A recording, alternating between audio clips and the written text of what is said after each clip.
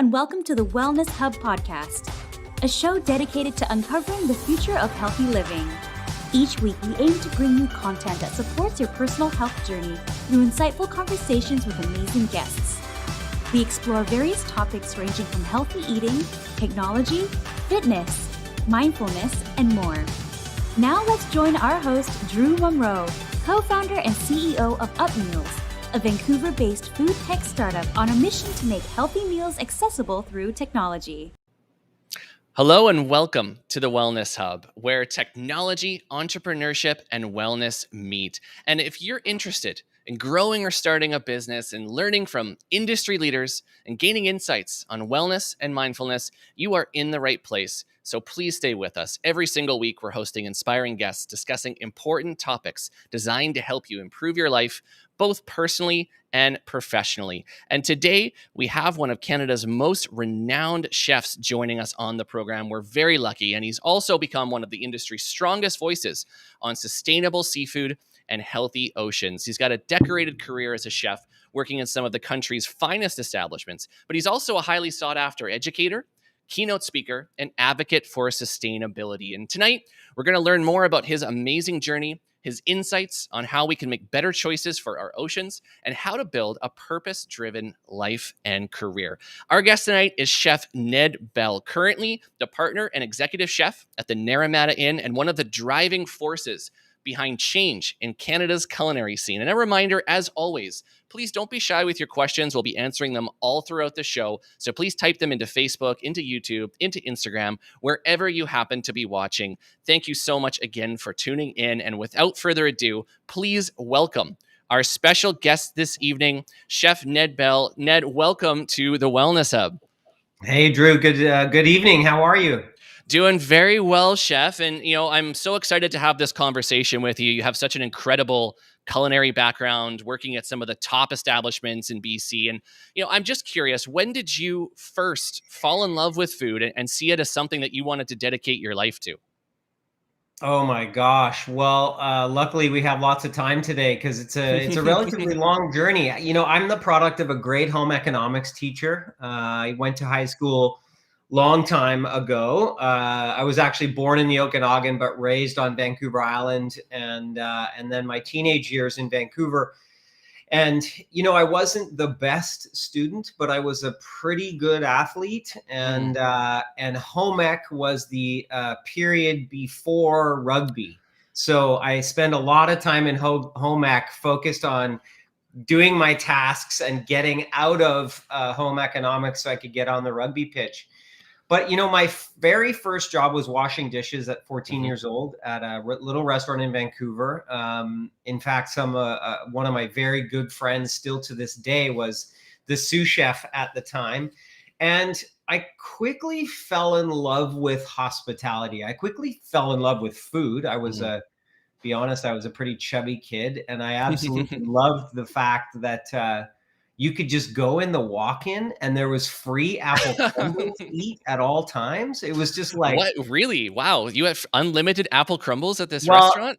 I didn't. Okay, but they were there. Yeah, they were there. Yeah. So I remember the sous chef. His name is Dennis Green. He's still he's a great guy and still in the business. Anyway, he walked in behind me one day after he realized what I was doing. He's like, Ned, you can't just eat all the apple crumble. That's not how this works. Yeah. So I almost think immediately. In fact, prior to that, my parents used to host a lot of fancy parties, and I was the underage bartender pouring triples when I should have been pouring singles for my parents' friends. And I fell in love with it. I knew I wanted to be a chef at a young age. I went to culinary school right after high school, and truthfully, from that first moment I walked into the De Brule French Culinary School, Rob Feeney was an instructor, and the next 7 years of mine were under his tutelage. And I'm one of the lucky ones. I just absolutely love what I do, and I've had a long career.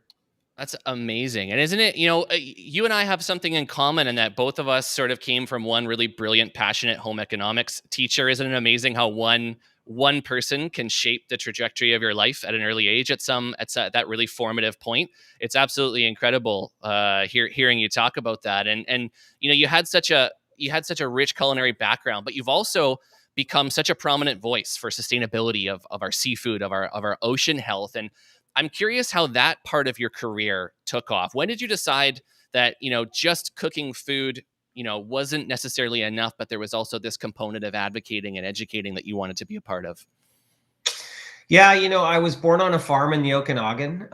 Very fortunate. I'm back here in the Okanagan now, but raised on the ocean, just off of Vancouver Island, and quickly fell in love with, the wilds of this ecosystem, and recognized the importance of it. I mean, I grew up fishing for my dad fishing with my dad, I should say, for wild salmon. And, there was something magical about wild and foraged ingredients that we could just go gather and consume. My parents were hippies. They were both university graduates, but sort of revolting against their parents. And so they moved up to the Okanagan, and my dad was one of the first hydroponic tomato farmers, back in the early 70s, although I'm pretty sure he was growing other things hydroponically. It's okay. We can talk about anything on this podcast. Yeah. I mean, my name is Ned after all. So, clearly there was some herb going on. But, I grew up around orchards and cherries and peaches and apples, and then spend, formative years just focused on the ecosystem. And, the Greenpeace movement started in the early 70s in Vancouver. I think, veganism, vegetarianism, ecosystem health has always been a part of our West Coast lifestyle. And so I don't remember a time where I didn't care, or my parents or my peers didn't care about the ecosystem. And, the truth is the ecosystem's been in trouble ever since. And I think that only when I recognized that I had an opportunity to educate through food did I realize how powerful that was and how important that was. And, I get to make it delicious. I mean, it's sort of it's this incredible gift that I get to engage with people from coast to coast to coast and around the world on the importance of healthy lakes, oceans, and rivers and soil systems. Food is the one thing that connects every human. We all have to eat. Some of us get to eat a little bit more and a little bit differently than others. But when you grow up on the coast, when you grow up on the ocean, you recognize just how unbelievably fortunate we are here in Western Canada and the Western Western North America. And to be Canadian, I mean, we 12,000 years of First Nations and Indigenous histories before us that were conscious consumers and, stewards of the ecosystem. And now, if it isn't the most important thing we should be focused on, I just don't know what is, other than, our own personal health. We have no future if we don't focus on A, where our food comes from, B, paying a fair price for a fisher's or a harvester's catch. And, we just get to make it tasty. That's absolutely brilliant way of phrasing it, and the way that you describe the relationships between all of these parties that ultimately come together to make something delicious is amazing. And you took that into a role. You held the role of executive chef with Oceanwise, that I want to spend a bit of time talking about here, because I think it's so important. This is a globally focused conservation organization, and we might have some listeners here that aren't familiar with it. So maybe, what is Oceanwise and why is it so important? Yeah, absolutely. Well, Oceanwise started, almost 20 years ago, and it was really on the backs of a great organization in California called the Seafood Watch program at the Monterey Bay Aquarium.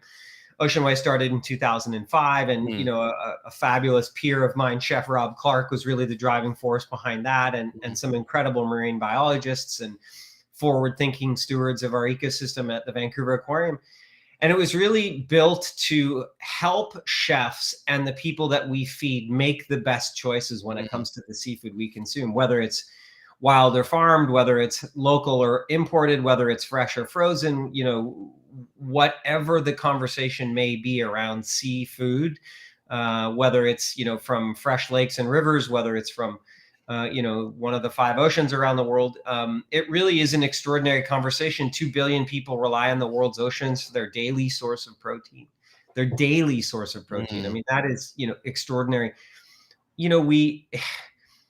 It's not our right to eat all the wild fish in the ocean. We long ago stopped eating wild animals on land, at least as our daily sustenance. We farm raise animals for our consumption. If you do eat animals, of course. I mean, my diet even, has evolved immensely over the last 48 years on the planet. Now I really focus on plant-based, nutrient-dense ingredients being the center of the plate, with sustainability as the garnish. And so, because there's a note here from somebody, from DeBrule. That's fantastic. Ned, is that Margaret Chisholm? I wonder if that's Margaret. We have a mutual contact, and I know Margaret messaged me here that she absolutely was looking forward to our show tonight. So, oh my gosh, absolutely, that is Margaret. We'll get to her. We'll get to her question. Oh, it looks like there. She says, you were a very fine student at DeBrule. So you've got very high praise there coming from Chef Margaret. I can't even begin to that. Margaret Chisholm is one of only 2 mentors I have in my life. One is her. She was my very first chef instructor. Rob Feeney, was another one at the time, but really my other mentor is Michel Jacob, Chef Michel Jacob from Le Crocodile. And I was just really fortunate to be around great educators who cared, who influenced, who, they don't know anything if you're going to be anything at the beginning of your career. But, I was just really fortunate from a very young age to be surrounded by great, inspiring humans, first of all. And, Margaret's career is, 40 plus years of leading the industry. And now I just get to be a product of her great guidance. And that's pretty lucky. She is a dear friend. I'm thrilled she's here. She was absolutely looking forward to this, and she had high praise for you as well. So yes, I'm so happy that you tuned in. Thank you, Chef Margaret, for tuning in and for your comments. Keep them coming. Amazing. And Chef, I want to ask you something, because we touched on the importance of OceanWise and how it helps both chefs and consumers make better choices. And we're in the era of Netflix. We're in the era of documentaries, right? And there was a very popular one that came out called Seaspiracy, which I'm sure you're familiar with. And there's so much light being shed on the misinformation, the poor practices, the overfishing, the things that you're talking about. So what advice do you have for consumers who to make better choices when they might, just to be honest, after watching a show like that, be completely confused about who to trust and where to look? Yeah. Well, geez, I have some personal opinions of that documentary, but maybe we'll move on from it at this phase. And I'll just say this: consumption is complicated. Period. It's incredibly complicated. Mother Nature still gives us wild fish, as I said, and it is not our right to eat it all. And we import 80% of the seafood that we consume in North America. We export most of the high quality, high value seafood that we harvest in this country.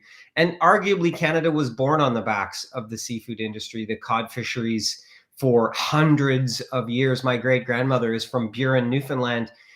We wouldn't even be here without resource extraction, whether that's, minerals, whether it's trees, whether it's fish. And we need to do a much better job of focusing on where our food comes from, on food security, on food sovereignty.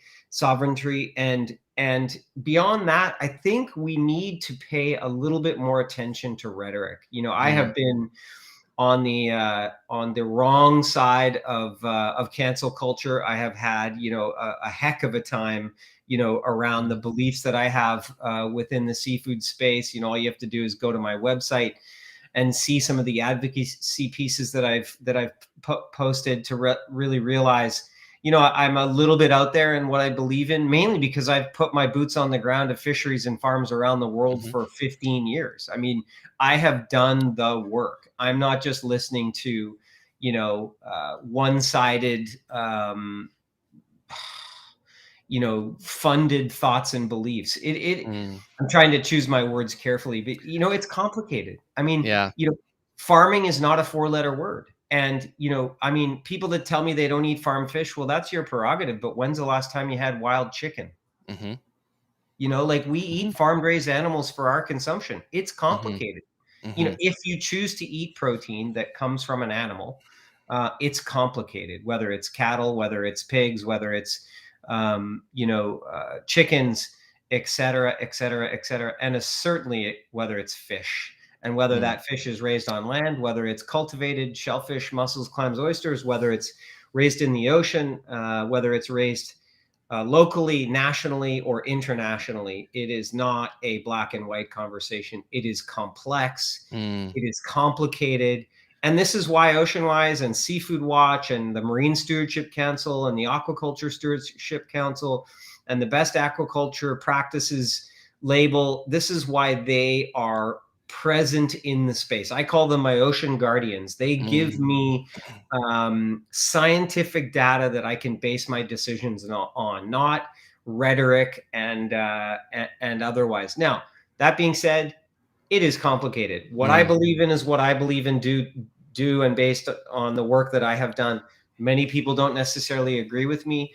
And I think that at the end of the day, we can continue to make the best choices by asking questions: where, what, how, who caught the fish that we are consuming.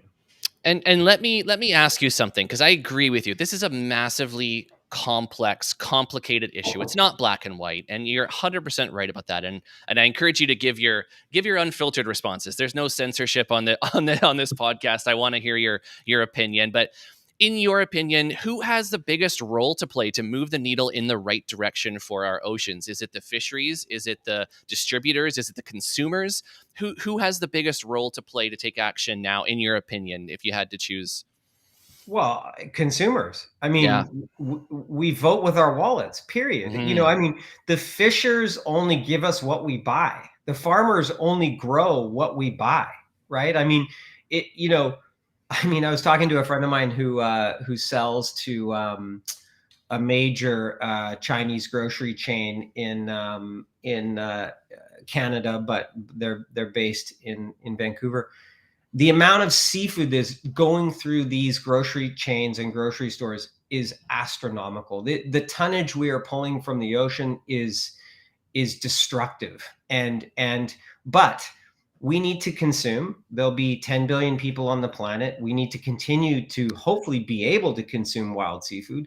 But then what I want people to do is eat more seafood that is harvested, grown, farmed, cultivated responsibly. I also want you to eat more pulses and legumes and seaweed and interesting things. I have a challenge in my cookbook Lure that I put out a few years ago called the 52 and 12.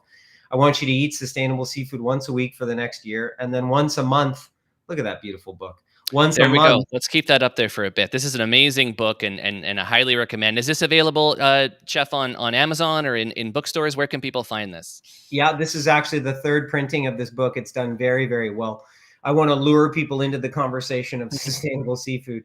But I was going to say, so the 52 and 12 is I want you to eat sustainable seafood once a week for the next year. And then the 12 is I want you to try something from the ocean once a month that you've never had before. And because we only eat 4 species of fish in North America. We eat something white, something pink. We eat so we eat a tuna, we eat a salmon, some sort of salmon or trout.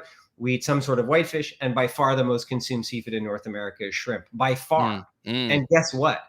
95% of the seafood that we consume is farmed somewhere else. So we are consuming farmed seafood at astronomical levels. And I've been on farms in Bangladesh. I've been on farms in Vietnam. I've been on farms in Thailand. I've been on farms all over the planet. I'd rather work within my local community to make sure that the things that we are consuming, harvesting, growing are done in the most responsible way. And that's not to say that I don't enjoy things that are imported from elsewhere.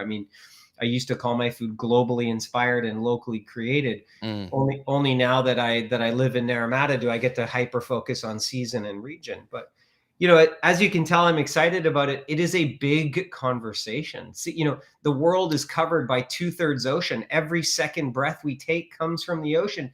Is there a bigger conversation than the ocean? I mean, it regulates our weather globally. It impacts every single one of the almost 8 billion people on the planet. Whether you live close to it or not, it impacts you. Whether you live in downtown Toronto, whether you live in Ohio, whether you live in Japan, or whether you live in England, it impacts you. And in this global day and age of consumption and import export, we just don't have the luxury of saying, oh, that help happens over there, or I don't live close to an ocean. Most people don't think about the ocean because they don't live close to it. So And we just put up the Oceanwise Seafood Instagram there. If we can put that back up again. And this is perfect timing for a question from our audience. Just came in from Instagram. And you touched on this. But this is saying, how can we as consumers, as you mentioned, we make the noise with our wallets. How can we contribute to the Oceanwise movement?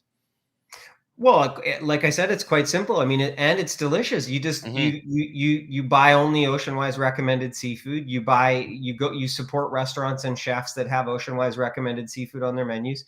And let me be clear, Oceanwise is not perfect. The recommendations of fisheries and farms is incredibly complex and constantly changing. What I love about Oceanwise or Seafood Watch or the certifications of MSC and ASC is that they're science-based.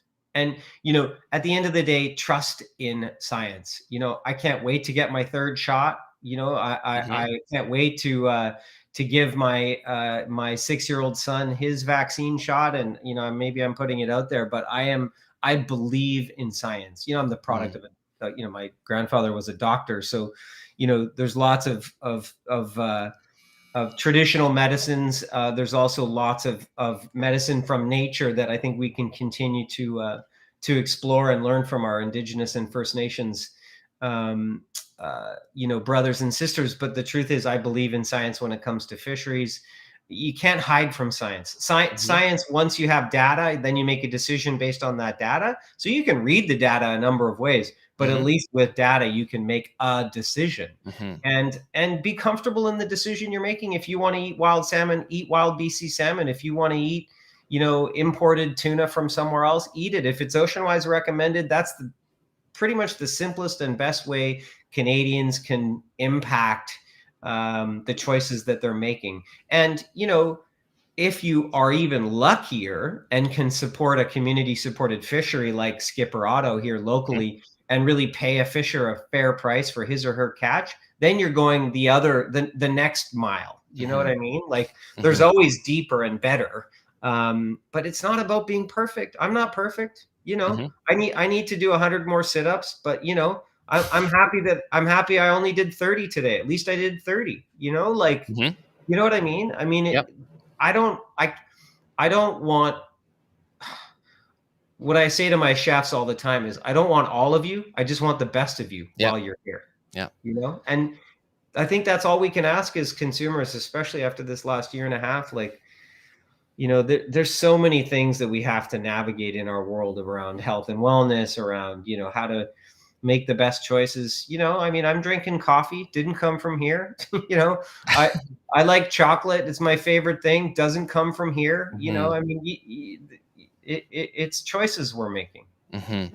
And you hit the nail on the head again. Like after this past year and a half, with everything that we do, is do our best to make the best choice that we can in that moment, and use the science and use the data. And I wanna ask you and switch lanes just a little bit while we're talking science based, because this is a concept that I saw from Oceanwise that was really fascinating to me. And this is the concept of seaforestation, which I found absolutely fascinating. So what is seaforestation, and how can it be used for all sorts of amazing things in our ocean and our planet?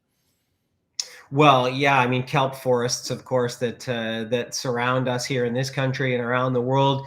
Natural habitat for all kinds of species, rockfish and shellfish that grow alongside all kinds of other things. in the ocean, they do so much for the health of the ecosystem, carbon capture, etc. And the interesting thing is seaweed's actually tasty. And you consume seaweed every day. You just don't know it. It's in your ice cream. It's in your toothpaste.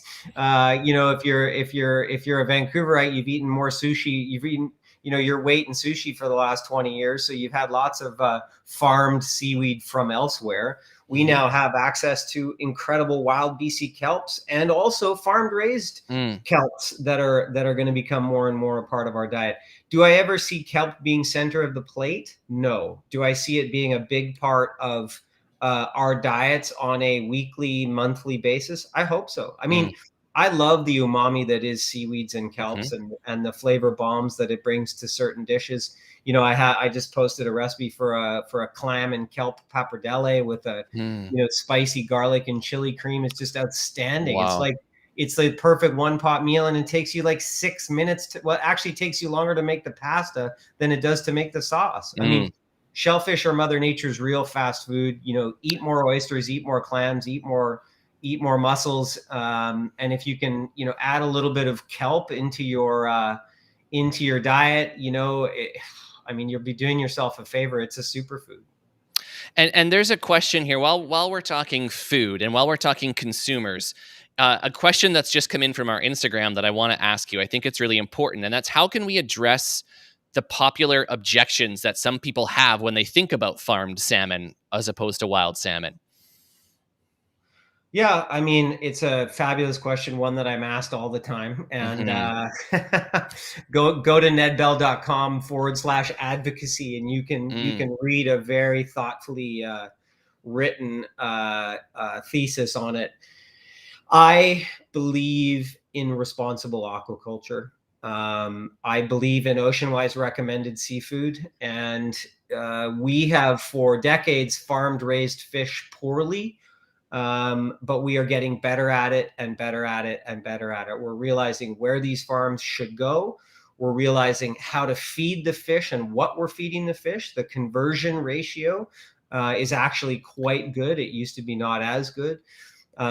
As I mentioned, citing the farms where we're actually putting these farms so that they don't impact the ecosystem around them. I would actually like to separate the conversation between wild and farmed, because it's not wild or farmed, it's wild and farmed. Wild BC salmon, I mean, it is the gold standard, single most important fish in the Pacific Ocean if you happen to be a British Columbian, period. And aren't we fortunate that we still get to eat it? Select runs at select times. It's, it's an unbelievable species that, we are the only place on the planet that has 5 unique species of wild Pacific salmon: eagles, whales, bears, trees. Humans, the First Nations say that we're made up of 80% salmon because we're made up of water. But you know what we've done over the last 150 years? We've impacted every single one of their environmental influences, through forestation, through habitat degradation, through overfishing, through continued ship traffic, through all kinds of other impacts. I mean, all you got to do is go up the Fraser River on a boat and you realize how hard it would be for a salmon to swim home. I live in the Okanagan. We have sockeye salmon in the Okanagan, in Lake Okanagan for the first time in 50 years. Wow. This salmon has swam up the Columbia River, into the Okanagan River, into Lake Osoyoos, up the river channels into Lake Okanagan, over 1,000-kilometer journey. I mean, talk about an unbelievably extraordinary fish. I'm moving away from the comment about farm salmon, though. Farm salmon is easily, here in British Columbia, the hottest topic, hottest potato that anybody could talk about. And it is, again, very, very complicated. I've been on many farms, many salmon farms, whether they be steelhead, Atlantic salmon, Chinook salmon. We've tried to farm sockeye salmon. I mean, we need to grow fish. I don't have all the answers about exactly where we need to grow them and how we need to grow them, whether it be on land, whether it be in the ocean. And what species it is that we need to grow. I mean, I think we need to continue, though, to challenge that industry to do better all the time. And instead of attacking them, I want to work with them to challenge them to do better. Because, when you're attacking someone, they just shut you off, right? Mm-hmm. And we live in a capitalist society where, unfortunately, these companies will do and go where they want to go, just like big commercial fishers might, just like sport fishers might, just like all the other influences and impacts that we have on wild salmon here in British Columbia through, the impacts and the influence of tourism and as I mentioned, ship traffic, et cetera, et cetera. Consumption's complicated. There is no black and white answer to that question. I could go on for days about it. It's complicated. Yeah. Do I have farmed Atlantic salmon on my menu today at Naramata Inn? No. But I also challenged myself to dive deeper into the conversation of wild BC salmon, because wild BC salmon is not black and white either. And I mean, you're absolutely right. All these issues are massively complex, but what I can think of no one better than to hold that super, super hot potato than you, Chef Ned. And I think the conversations that you have are what's super, super important, is that you're pushing the needle, and you might not have the answers, but a group of collective of individuals might, once we start getting momentum and getting things rolling. And that's what's really exciting. And you talked about the Naramata Inn, you talked about the Okanagan. I want to shift gears a little bit and talk about that project for you. And you recently undertook this relatively new project for yourself. You became a partner executive chef, beautiful Naramata Inn near Penticton and here in BC. How did that project come to life, and why is it so special for you? Well, as I mentioned briefly, first of all, thank you for the conversation around seafood and sustainability and ocean wise. I'm happy to have this conversation with anyone at any time. Just reach out to me, and we can continue it, because it is, a big, broad conversation. As I mentioned, I was born in the Okanagan. Actually met my wife here 13 years ago. We married in Naramata. We spent 10 years down in Vancouver, and then about 3 years ago, we were approached by my business partner and his wife. Hey, pal, what do you think we take a run at the Naramata Inn? And Kate and I had just celebrated our 10th wedding anniversary. Unfortunately, my wife has gone through a pretty nasty battle with breast cancer over the last number of years. But we really looked at each other and asked the question, we can be working hard anywhere. Why don't we work hard in the place that we love? And that's the Okanagan, and that's Naramata. And this incredible place, the Naramata Inn, that we were able to acquire last February. Perfect timing, just ahead of the pandemic. It really, I think Naramata is poised to become one of the magical places in this country, following on Tofino or Fogo Island or, all Souk Harbor House. I mean, all these incredible gastronomic, world-class gastronomic focused places. And I think the Okanagan has as good of a chance as anywhere else. And we've been very fortunate. We're a little bit of a bubble within a bubble. It's a pretty magical place. And we have a very, very, I'm so fortunate. My team is unbelievable. Our bread is really, really good. Thanks to Margaret and my two chef de cuisines, Stacy Johnston and Minette Lotz, are really my right and left hand when it comes to the culinary program. Amazing. I cannot wait to make the journey up myself and tell as many people as I can to follow. I've been to Naramata, and you're right. It's an absolutely magical place. And you referenced the team, and you referenced how important that is.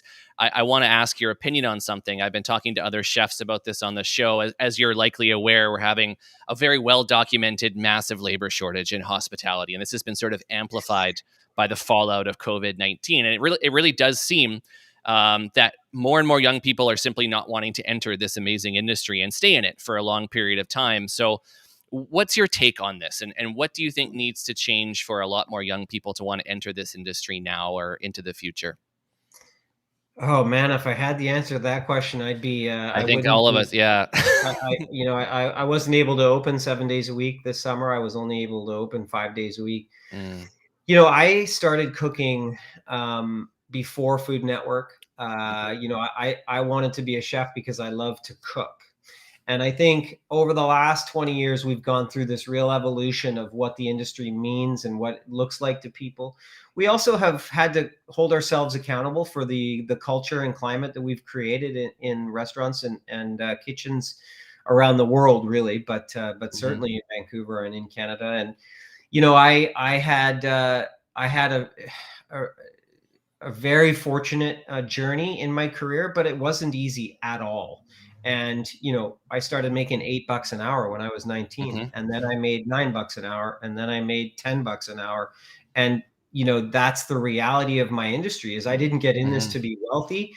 I did get in this to have a career that I can buy a home and raise a family on. And so I think we need to do a better job of what and how we pay our people. We need to create safe, healthy places for them. We need to put their families on an equal playing field to their careers. We need to give people opportunities to continue to succeed. We need to get out of the way of our teams sometime. And I'm still I'm working hard on that, and I think I do a pretty good job of it, but I'm still learning how to do it.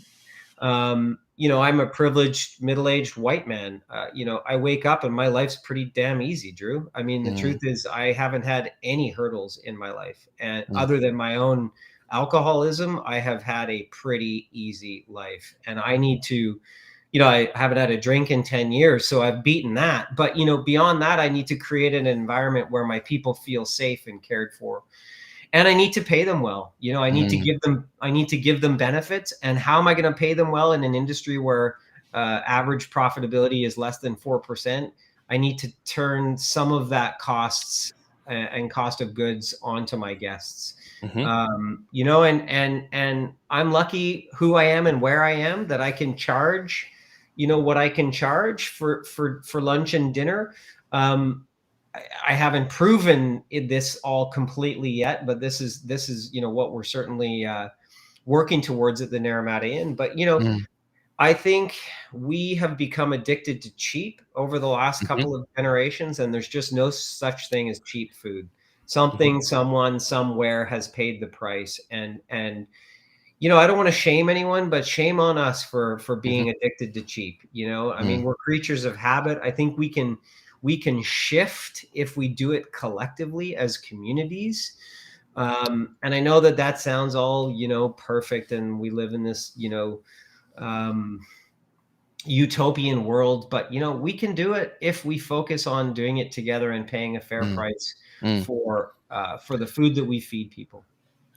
Yeah, and you hit the nail on the head. I feel like all I'm asking you are these absolutely massive questions during this conversation, but you've done an amazing job, sharing your amazing insights. I wanted to get on the big topics, and maybe I'll ask you something and change the perspective a little bit. You've spoken about some of your amazing mentors that you've had. Now having come as far as you have in your career, what advice would you have for a young up and coming chef that's just wanting to get started in this industry now, today? Assuming they want to become an executive chef? Let's say they want to go all the way and they're all in, and how would you help them navigate that? Yeah, well, I mean, first of all, don't be in a rush, and that's hard to say, but it's that 10,000 hours kind of concept, right? Like I was very lucky. I became an executive chef really way too young, but it was because of who I worked for and where I worked that enabled me to do that. It was also timing of my profession, where the profession was at the time. But it's going to take you 10 years to become an executive chef in what and that, whether you're a restaurant chef or whether you're a hotel chef, whether you're a catering chef, whether you're a pastry chef, whether you're an instructor or an educator, it's just going to take you at least a decade. And like, this is not a destination. I've been cooking for 30 years. Like, I am in this journey. Every decade of my career has been a different phase.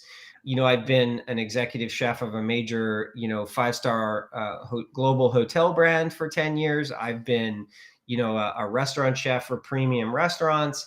I've been a corporate chef for multiple chains. Like there's no one journey. I mean, what I am maybe because of my age and because of the fact that I was born when, the early sort of bad behaviors of my profession were still all we knew.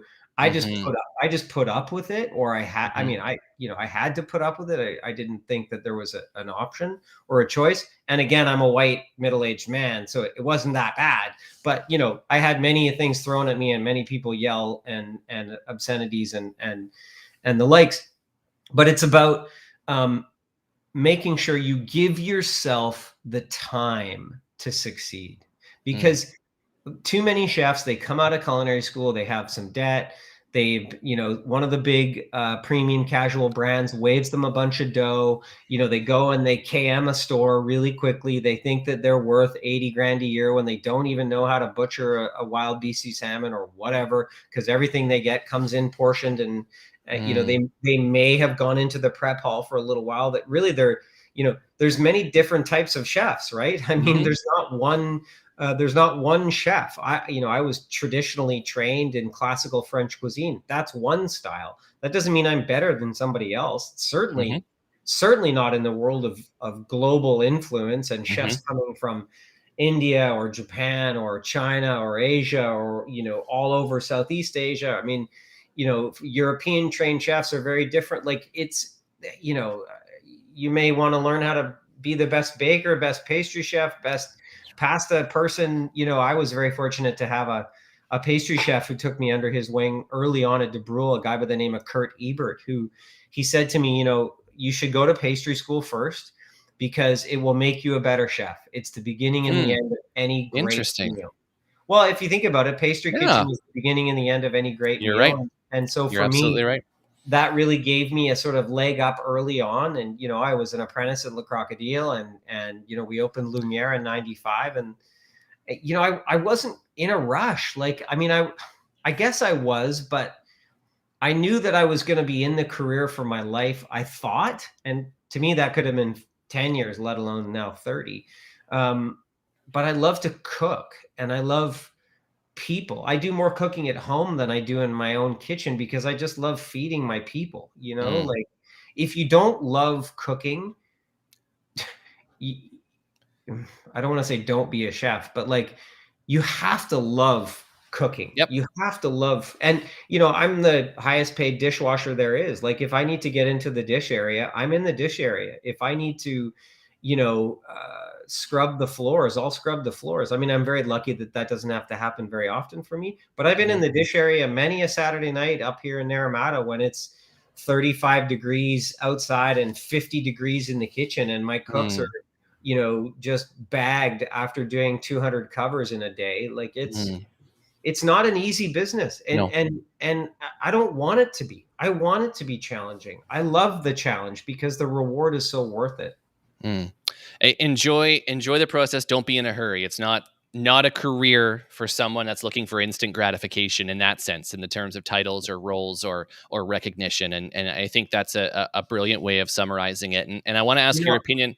Yeah, go ahead. I want to say one more thing, because yes, I was listening to Jamie Oliver on CBC yesterday, and I've known Jamie for a long time, and the interview was fascinating. It was with Tom Power on Q, and if you have a chance to hear it back, because it was just him talking about his career and how hard he's actually worked on his career, and how hard he continues to work on his career. Yes, he got unbelievably lucky with the Naked Chef 20 years ago, but that guy is testing hundreds and hundreds and hundreds of recipes with his teams. He prides himself on what he is and who he represents. He's one chef. So I'm not saying that I have Jamie on a pedestal or anything, but I was just impressed by the reality is the guy sold 50 million cookbooks around the world, and he's still grinding it out, writing the recipes himself. Now, he has a team that helps him and all that. But, I was impressed by that, because I've only put out one cookbook and it was hard enough. And, here's a guy who's churned out, 48 books or something. And or what was it? 23 books in 20 years or something. That's insane. That's insane. Like, nothing worth having comes easy, period. I mean, for a few of us it does, but like, you don't think Elon Musk has worked hard? I mean, yeah, he's a bit of an odd character, but he's worked darn hard and he's brilliant, like. And there's just so much. Jamie Oliver's a great example. There's so much happening behind what people see, where people see this kind of funny, lovable guy on TV making these recipes and teaching people to cook. They go, oh, that's all done for him. He just has to go on camera and say these things. There's so much happening behind the scenes of everything. And it's for someone to have that level of output, whatever it was, 23 books, that's absolutely mind boggling. Well, you do cooking recipes and things. I mean, it's a lot. It's a lot. It's absolutely a ton of work. It takes a ton of work to be good at something, and I just have to give you a little bit of a dig. So I am the original cook like a chef. I saw that. I didn't do the search to see if there was any copyright claims to my captions on Instagram. So no, I love it. The only reason why I say that is that I actually shot the pilot for Cook Like a Chef in 1999 for Food Network Canada. Oh man, don't sue me, Ned. It's just Instagram. I'm just trying to help people. Take it, brother. Take it and run. But I am the original. And you mentioned it, like what I think Elon Musk said on his SNL monologue. He said something like, I'm sending people to the moon and I'm democratizing electric. Like, did you really think I was going to be a normal, chill guy? Like, of course I'm weird. Exactly. Embrace it. That's part of it, part of your personality. And I want to ask you something as well. This is something that we talk about a lot on this show, and I just want your take on it. And this is the idea of imposter syndrome. As chefs or anyone in business is thrust into this crazy situation where suddenly they're in charge of people and they're running things and they're doing things and they internally feel wildly underqualified to do that. What's your take on imposter syndrome and how to handle it? Hold on, I just got to take a photo for Instagram. Hold on a second. Okay. Are we doing this? Sure. No, I'm just kidding. It was the beginning of my Instagram. God. Okay. My imposter syndrome. Oh, there we go. I was ready to pose. No, it didn't happen if it's not on Insta. I went to school and became a chef before Food Network existed. Before there was, celebrity chef to me at the time was Emeril Lagasse and Julia Child. Like, there was no Jamie Oliver. There was no Gordon Ramsay. There was none of that other than Walk with Yan and Graham Kerr, the Galloping Gourmet, like guys that are 5 times as old as you. We live our lives online. It's dangerous. I know for sure. I'm worried about I have 3 sons. I'm worried about the influence of social media on their lives. Luckily, my wife and I focus pretty hard on balance in their lives through what they eat, through how much they consume, online, and also, a healthy dose of sports, and just love and affection, and laughter and good times and goofing around. I know for sure that the majority of what I post online is factual through a certain lens. Like, you don't want to know all the junk of my day, and I don't want to know all the junk of your day. I know for sure you've got a lot going on in your life that is pretty hard and junky. So do I. So does everybody. Life's hard. In the last year and a half, it's been really hard. So do I struggle with imposter syndrome? No, because I know I'm one of the best cooks in the room because I've put in the work. Like I've been in the game for a long time. This is like, if this was a title fight, I'm in like the 7th round, and I've been knocked out. I've had a restaurant go under that I'm still paying off from 2008. I have been fired. I've had multiple careers in different facets of culinary. Would most people know all that about me? No, and I don't really need them to. If they ask, I'll tell them. I'm an alcoholic. I haven't had a drink in 10 years. I could care less. It's freeing. The truth is freeing. What do I have to lose? I have way more success than failure, but gosh, I've had a lot of failure, and the failure has made me confident. Like, truthfully, my failures have made me confident, not my successes, because I know I can take a leap. And even if that, I moved to Naramata and bought an inn built in 1908. There was no guarantee. This was a leap of faith. Like, wow. Now I'm lucky. I have my wife, my partner. I have my other two partners. Like there's lots of, I mean, I wouldn't call them parachutes because, if I have another restaurant go under, it's going to be painful. But, I mean, support. You've got support. You've got the right people around you. I Yeah. built a great team around me. Yeah. I mentioned my two chef de cuisine, Stacy and Manette, our pastry chef, Liz Stevenson, my AGM, Lisa Badsvik. I mean, my wine director, Emily Walker. I have an incredible team of human beings that make us great. And, I used to think it was all about being the best, like number one, like if I don't win number one restaurant in Van Mag, I won't succeed. I could care less as long as I'm in the party and invited to participate. That's all I care about. And if I make guests happy and they love what they eat and they share with me the fact that they enjoyed their meal, even though the portion might be too big and they're really full, like who cares? They had a good meal. And you know what? I can tell them where everything came from on that plate. That matters to me.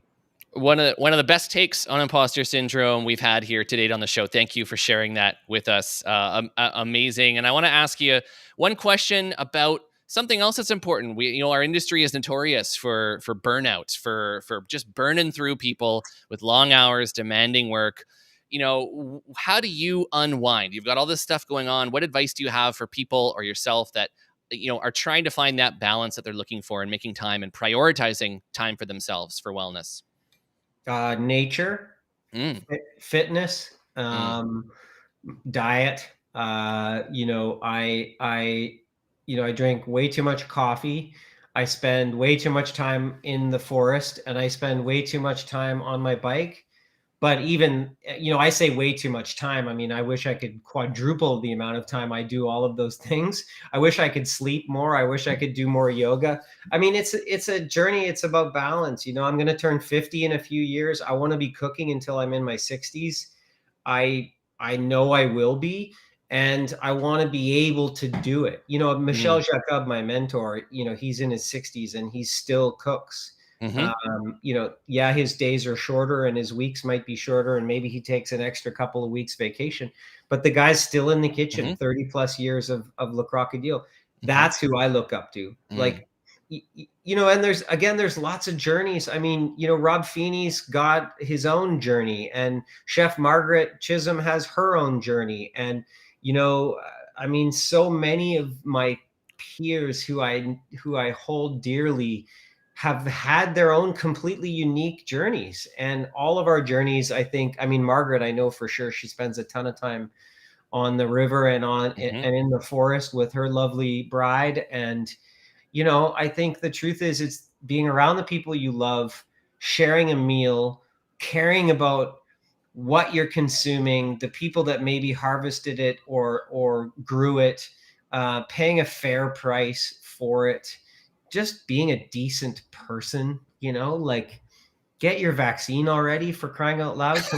Can we just be through this pandemic? Absolutely. Yep. I mean, I don't know. I'm also a realist. Like life is, I don't know what's going to happen next year. I mean, I remember August of 2019, when we found out she had breast cancer. I mean, it was like, it was like a freight train hitting our family. Like, I mean, our entire life, the rug was pulled out of it in like 3 days. Like we had all these plans and this journey and this, that, and the other thing. And all of a sudden, it's gone. And, you talk about what 1 in 8 women will go through in contracting breast cancer. I mean, it's barbaric, my friend. And that's not the least of which of all the other illnesses that we face. Like, live for today, enjoy yourself, eat well, have more sex, like, sweat more, have another cup of coffee or another glass of wine if you choose to. And, just care a little bit more. I mean, I think that's just an absolutely perfect place to wrap up our conversation. And I appreciate you sharing your amazing insights, your story, your journey, everything with us today here on the Wellness Hub. Chef Ned, where can we go? Where can our listeners go to learn more about you and all the great projects that you're involved in? Well, I mean, social, obviously, it's at Ned Bell on all the platforms. Or naramatainn.com. Come and enjoy a feast and a getaway. We have no TVs. We have no phones in our rooms. We're like this little magical village, 25 minutes from Penticton. I guarantee you'll have an incredible time and you won't leave hungry. Amazing. Thank you so much for spending the time with us today, Chef Ned. It's been an absolute pleasure. We hope you'll come back on and join us and give us an update sometime soon. I'd be happy to. Thanks so much, Drew, and thanks to the team behind the scenes, and thanks for to all the viewers. Margaret, I love you. Wow, holy moly, that was such an inspiring conversation. I mean, it's not every day you're sitting here talking to one of the country's most respected chefs. I want to thank Chef Ned Bell again for hanging out with us tonight on the Wellness Hub, discussing so many huge, important issues. And what I admire so much about Ned is that, he very easily could have been content with just an exceptional career as a chef and, one of the most demanding careers there is, as you heard us talk about. But instead, he saw this greater mission and greater calling outside of the kitchen that impacts what happens in it, not only in professional kitchens, but in home kitchens all around the world. And, after speaking with Ned, are you thinking differently about our oceans and about the way that we consume and choose our seafood? They're a finite resource. And just like everything else, the damage that's been caused by the overfishing and demand has been either kind of hidden or downplayed or played off as misinformation to the general public. And, we've talked briefly about documentaries, Seaspiracy. They become popular by doing really what Chef Ned has been doing for years, which is educating people on the importance of making better, more sustainable choices and having the tools and the information to do so. It was so inspiring to hear and learn how Ned's success in creating and invoking change was made possible through collaboration. You heard him talk so much about his team, his partners, the people that are around him. That was such a key takeaway for me. And it's very easy to look at a massive problem and go, well, what could I do? But having those conversations, passionate conversations with a collective of individuals that are motivated towards that same goal, it leads to powerful actions. So whatever your career, whatever your industry is, can you think of a huge problem that needs solving desperately and seems almost insurmountable? I challenge you to start with a single conversation with others close to you and enter it with no expectations other than to talk. And I promise you, the energy generated will propel you towards that first crucial action. Let us know in the comments what big problems you want to solve and what actions you will take to get started. Thank you so much for tuning in tonight. If you'd like to see more great conversations like this, please remember to like, comment, and subscribe. Follow us on YouTube, Instagram, and LinkedIn at UpMeals. We will see you next Wednesday evening right here again on the Wellness Hub for another great conversation. I'm Drew Munro. Until then, take care and be well.